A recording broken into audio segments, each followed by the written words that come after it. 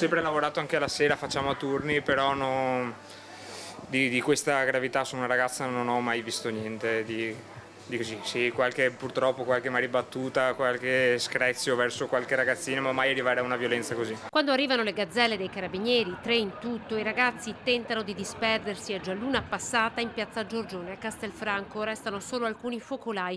La foto, scattata immediatamente prima da un residente della piazza, racconta di una rissa nata tra pochi e finita per coinvolgere almeno un centinaio di coetanei. Inferno sì, sembrava una guerra, veramente ammetto, mi ha fatto paura, sinceramente, sì. Alla scena assistono in tanti. A mezzanotte di venerdì sera un gruppetto di ragazzi alterato viene allontanato da questo locale, Castelli in Aria. I ragazzi entrano in galleria e si siedono ai tavoli del bar Grappolo d'Oro in piazza. Lì c'è una ragazza, uno di loro le rivolge degli apprezzamenti pesanti. Lei gli tira uno schiaffo, è il finimondo.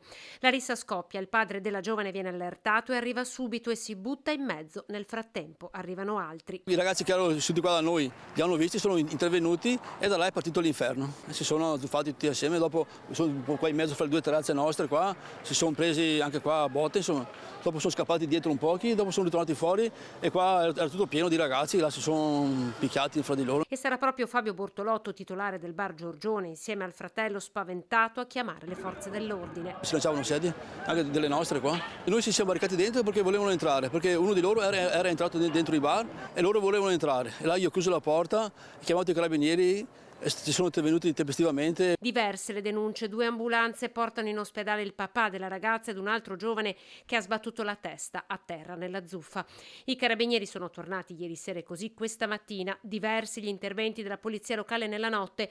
2 giovani ubriachi camminavano in mezzo alla strada. Assicura Bortolotto però che scene come queste in 30 anni non ne aveva mai viste. C'è sempre quello ubriaco di turno, il matto che fa un po' di confusione, però a sti livelli qua non credo che non l'ho mai visto.